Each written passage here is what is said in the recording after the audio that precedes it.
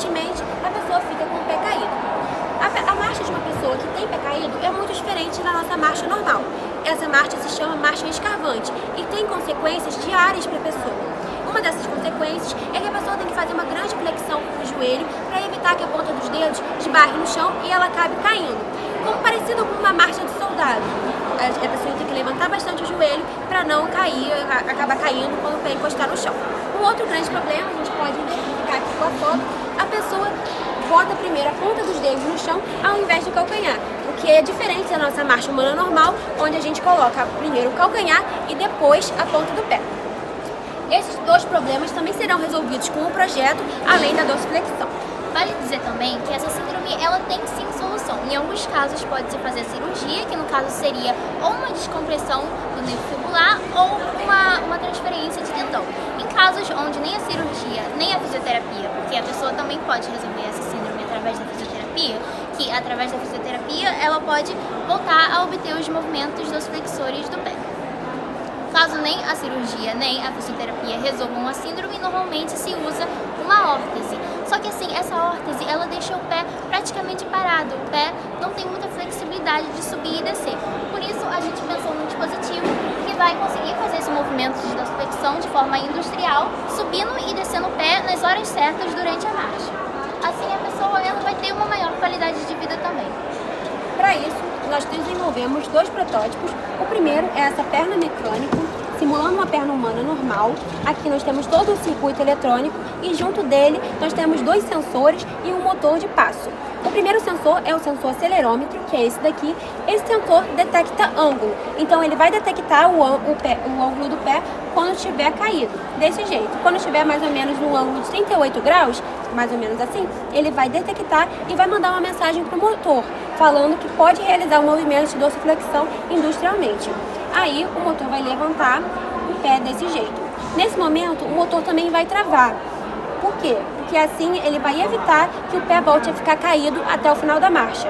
Depois, quando a pessoa der o passo, ela vai encostar o calcanhar no chão e aí que entra em ação o sensor de ultrassom. Esse sensor vai detectar a distância do calcanhar até o chão. Essa distância já é pré-determinada pela gente no programa e quando ele detectar essa distância, ele vai mandar uma mensagem para o motor e o motor vai destravar, fazendo com que o pé volte para o repouso inicial. Agora a gente pode fazer uma demonstração aqui. Primeiramente, o Arduino ele precisa detectar o eixo do acelerômetro. O eixo ideal do acelerômetro é entre 0 ou próximo de 0. Para isso, ele vai ficar resetando até ele achar esse eixo ideal. Quando ele achar, o LED vai ligar e a gente vai saber que o programa já pode ser executado com segurança. Ele às vezes demora um pouquinho para resetar, aí a Rebeca agora ela vai explicar uma outra parte aqui desse mesmo protótipo. Esse protótipo aqui, ele foi montado mais com o intuito de poder testar os componentes e também de poder regular os valores de ângulo e de distância desses dois sensores aqui. Porém, ele não consegue levantar um pé humano de verdade. Por quê? Porque o torque, torque nada mais é do que a capacidade que o motor tem de levantar um peso que está sobre o seu eixo. Como o torque é inversamente proporcional à distância de alavanca, quanto maior é essa distância aqui, menor vai ser a força que o motor vai ter para levantar um pé. Como aqui essa distância é de 11 centímetros, é muito grande, acaba que o motor não tem a força suficiente para levantar um pé humano. Ela vai testar aqui e a gente vai poder ver também que ele vai subir com um pouco de dificuldade. E ele já subindo com dificuldade assim, imagina se a gente colocar um peso muito grande aqui. Aí que ele não vai conseguir subir mesmo. Aqui no display a gente consegue ver o ângulo do eixo Y aqui, o ângulo que está marcado o eixo Y e a distância aqui do ultrassom, distância do calcanhar até o chão. Agora a gente vai fazer a demonstração. De novo. Muito bem. Complementando o que a Rebeca falou, a gente também descobriu através desses testes que o torque prático do motor, o torque na prática que ele estava fazendo, é muito diferente do torque original do motor. O torque original do motor que veio de fábrica é de 12 kgf por centímetro. E a gente descobriu que o torque na prática era muito menor por causa disso que ela falou, sobre a alavanca, que é muito maior. Portanto, então, a gente resolveu usar a fórmula do torque para descobrir qual é o torque prático que o motor está fazendo. Para isso, a gente usou a fórmula do torque, é igual a força vezes distância. Para descobrir a força que estava sendo feita na ponta das alavancas, a gente usou uma balança tarada, a gente fez um experimento, usou uma balança tarada, tirou toda essa parte, essa estrutura aqui que a gente fez vermelha, foi feita numa impressora 3D, nós retiramos toda essa estrutura, deixamos apenas as hastes de alumínio e fizemos ela bater na balança. Quando ela bateu na balança, a gente conseguiu definir quanto de força estava sendo feita na ponta das alavancas. Essa força era de aproximadamente 0,25 kg. Assim, colocando ela na conta do torque, na fórmula do torque, e também a distância das alavancas aqui de 11 centímetros, nós descobrimos que o torque na prática que o motor estava fazendo nesse momento era de 2,75 kgf por centímetro, bem menor do que o torque original do motor de 12 kgf por centímetro. Esse torque de 2,75 kgf por centímetro não é o suficiente para levantar um pé humano. Por isso a gente resolveu deixar esse protótipo aqui só para demonstrar o movimento de dorsiflexão e aplicar novamente o que foi estudado, né, todas essas fórmulas no novo protótipo, que aí sim será mais eficiente. Nesse novo protótipo aqui, a distância de alavanca que aqui é de 11 centímetros, vira o raio dessa engrenagem aqui, que mede 0,5 centímetros. E como o torque é inversamente proporcional à distância de alavanca, quanto menor é essa distância, maior vai ser a força que o motor vai poder fazer para puxar o pé. Como essa distância aqui é bem pequena, acaba que esse motor aqui tem uma força bem grande para poder puxar o pé, e nesse protótipo aqui ele consegue puxar o pé de uma pessoa humana normalmente. Aqui nesse protótipo a gente usou os mesmos sensores que o outro, é o mesmo circuito eletrônico, com a diferença de que ele foi elaborado para ser introduzido diretamente no pé de uma pessoa. Então, ele não vai usar o display, onde a gente botou os ângulos e a distância do ultrassom.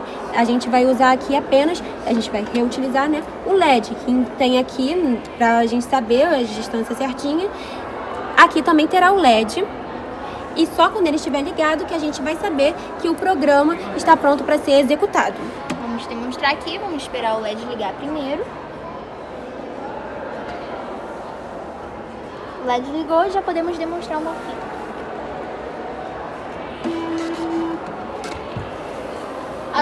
Assim que o motor faz o ângulo, né, do pé caído, o motor ele gira fazendo movimentos de dorsiflexão. Vamos lá de novo.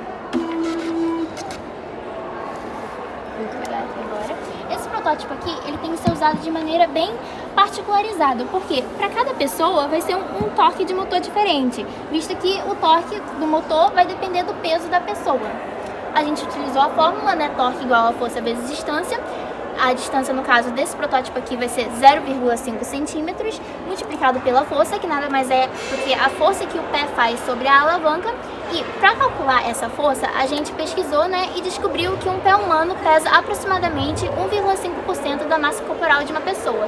Jogando esse valor na fórmula, 1,5% da massa corporal vezes a distância, chegamos a essa fórmula final aqui. Ou seja, para a pessoa descobrir qual o torque do motor ideal para ela, ela precisa multiplicar sua massa corporal por esse valor aqui. Assim, nesse protótipo aqui, com essa conta aqui, ela vai poder saber qual o torque do motor ideal que ela vai precisar se ela quiser realmente adquirir esse protótipo aqui. Aqui a gente está usando uma fonte como forma de carregar, só que no futuro a gente quer usar uma bateria, que é para que a pessoa consiga usar o protótipo fora da tomada. Assim, nas nossas pesquisas sobre a bateria, nós concluímos que os dois protótipos têm uma autonomia muito diferente. O que é autonomia? É o tempo que a recarga vai durar até precisar ser recarregado. Para isso, a gente usou aqui a fórmula carga é igual a corrente vezes o tempo. Primeiro, a gente teve que descobrir qual corrente cada um dos protótipos puxava respectivamente. Então, aqui, primeiro a gente usou um amperímetro. Nesse primeiro protótipo aqui, a gente descobriu que estava puxando uma corrente por volta de 1 ampere. Enquanto nesse outro protótipo aqui, estava puxando uma corrente por volta de 0,075 ampere. Ou seja, muito mais eficiente, puxa muito menos corrente. A gente dá como exemplo uma bateria de 1 ampere-hora. Então, a gente aqui usa como exemplo como se os dois protótipos usassem uma bateria de 1 ampere-hora. colocando na fórmula, nós descobrimos que esse primeiro protótipo aqui, usando uma bateria de 1 ampere-hora, ele funcionaria por 1 hora se fosse usado direto, enquanto esse protótipo aqui, se for usado uma bateria de 1 ampere-hora, ele funcionaria por 13 horas seguidas se fosse usado direto. Muito melhor para o usuário, muito mais duradouro, e se a gente for pensar numa jornada de trabalho de 8 horas por dia, a pessoa não teria que se preocupar tanto na recarga do protótipo, por ele ter um tempo já bem grande. Também queremos aprimorar cada vez mais esse projeto e usá-lo também na área de reabilitação e fisioterapia. Para isso, a gente quer não só ajudar na marcha deficiente, mas também ajudar essa pessoa a retornar à marcha humana normal. Cabe dizer também que a gente ainda não conseguiu testar esse protótipo aqui na perna de uma pessoa que realmente tem a síndrome. Por quê? Para fazer isso, a gente precisa da aprovação do Comitê de Ética. A gente já solicitou a aprovação do Comitê de Ética, porém a gente ainda não obteve uma resposta. Assim que a gente obter a resposta, a gente pretende testar esse protótipo aqui no pé de uma pessoa que realmente tem a síndrome e ver se vai ocorrer tudo bem.